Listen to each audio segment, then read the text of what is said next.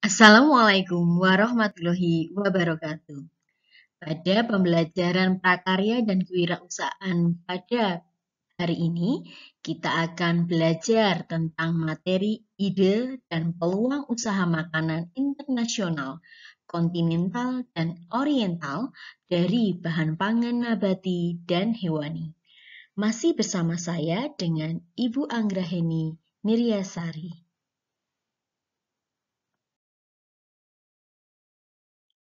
Kompetensi dasar pada pembelajaran hari ini 3.1 Memahami perencanaan usaha pengolahan makanan internasional dari bahan pangan nabati dan hewani meliputi ide dan peluang usaha.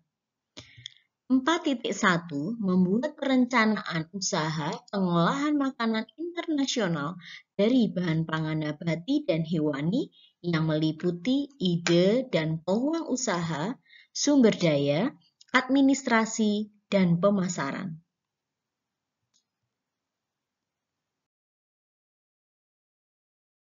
Sedang tujuan pembelajaran pada kesempatan hari ini, peserta didik mengetahui dan memahami ide dan peluang usaha pengolahan makanan internasional dari bahan pangan nabati dan hewani.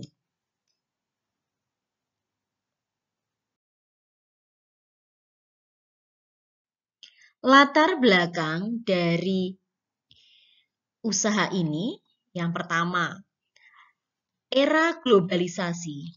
Pada era globalisasi ini, interaksi manusia antar negara menjadi semakin tinggi. Banyak warga negara asing yang keluar masuk ke suatu negara. Hal ini mengakibatkan adanya percampuran budaya dan orang membutuhkan makanan untuk hidup. Yang kedua, bagi negara asing akan merindukan makanan khas negaranya untuk bisa dinikmati di tempat tinggal yang mereka tinggali saat ini. Bagi penduduk asli, memiliki rasa ingin tahu yang besar untuk dapat menikmati masakan dari negara lain.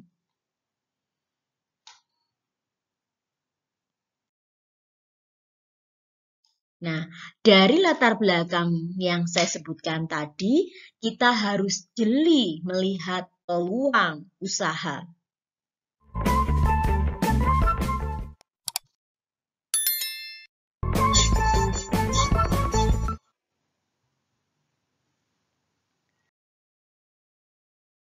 Ide dan peluang usaha yang pertama adalah membuka peluang usaha yang potensial untuk membuka usaha makanan internasional.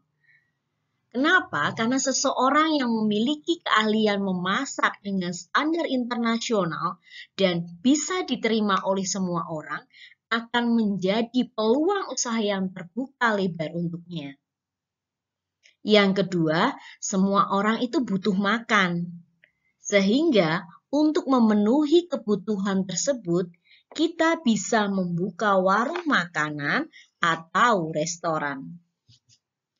Ini menjadi sebuah pilihan bisnis yang sangat baik dan dapat menjadi bisnis yang abadi atau evergreen.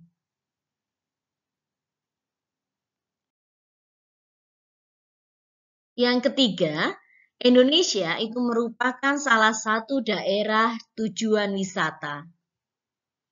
Tentu akan banyak wisatawan mancanegara yang berkunjung dan ingin makan makanan yang berasal dari negaranya.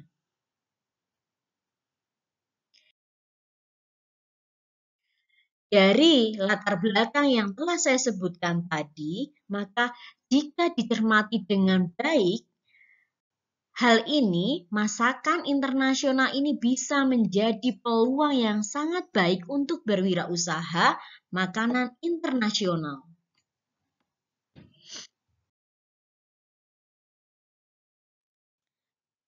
Banyaknya jenis makanan internasional tentu saja akan membuat wirausahawan pemula akan kebingungan untuk menentukan jenis makanan yang akan dibuat.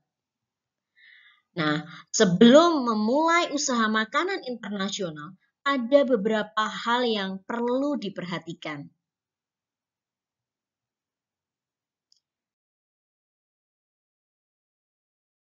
Yang pertama, tentukan terlebih dahulu jenis makanan internasional yang akan dibuat.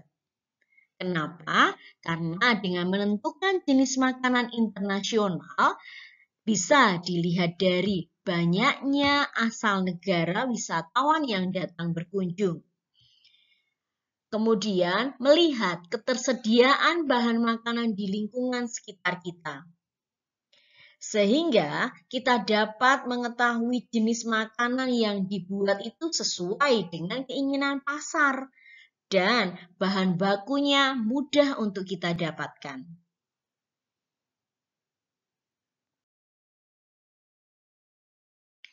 Mengolah makanan dengan tepat. Membuat cita rasa yang lezat merupakan salah satu faktor penentu suksesnya bisnis kuliner. Mengetahui cara mengolah makanan dengan tepat sesuai dengan negara asal, sehingga diperoleh cita rasa yang hampir mirip dengan cita rasa negara asalnya.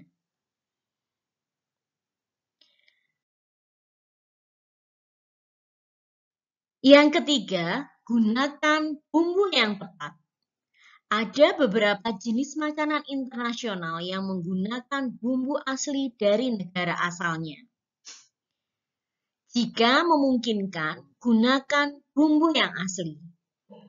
Jika tidak memungkinkan, gantilah dengan menggunakan bumbu sejenis yang ada di lingkungan sekitar kita.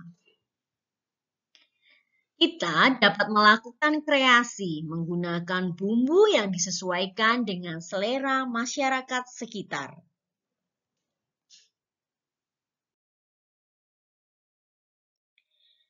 Inovasi dalam mengolah bumbu-bumbu makanan internasional harus selalu kita lakukan. Kenapa?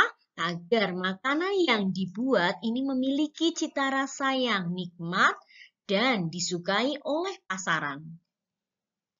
Yang keempat, carilah lokasi yang tepat. Dalam memilih lokasi usaha, pilihlah lokasi usaha yang strategis, yang mudah calon pembeli datang ke warung makan atau restoran kita.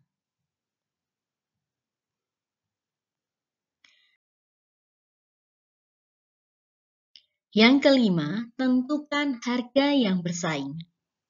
Ketika memulai usaha, sebaiknya kalian tidak memasang tarif yang mahal. Berikan harga promo di minggu-minggu atau di bulan-bulan awal, sehingga akan banyak pengunjung yang datang ke warung yang baru dibuka.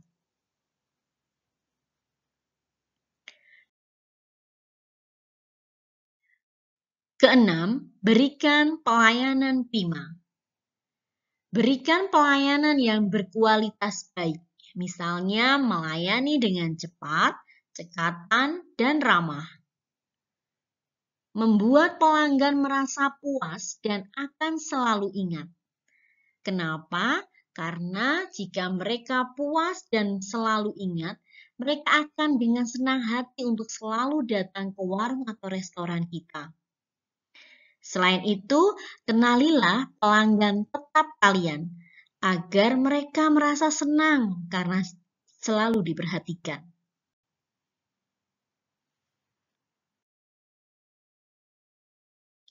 Yang ketujuh, konsisten dalam pelayanan. Buka dan tutuplah warung dengan jadwal yang tetap. Bila ada perubahan jadwal, berilah pemberitahuan sebelumnya. Sehingga pelanggan tidak merasa kecewa karena datang ke warung yang tutup dan berikan harga tetap. Jika ada kenaikan harga bahan makanan, dapat disiasati dengan memberikan makanan dengan porsi yang sedikit diperkecil. Dan kalian harus konsisten dalam menjaga kualitas melayani pelanggan, menjaga kebersihan, dan menjaga kualitas rasa. Hal ini sangat perlu kita lakukan agar pembeli itu merasa senang. Sekian video pembelajaran hari ini. Wabillahi taufiq wa hidayah. Semoga bermanfaat bagi kalian. Wassalamualaikum warahmatullahi wabarakatuh. Terima kasih.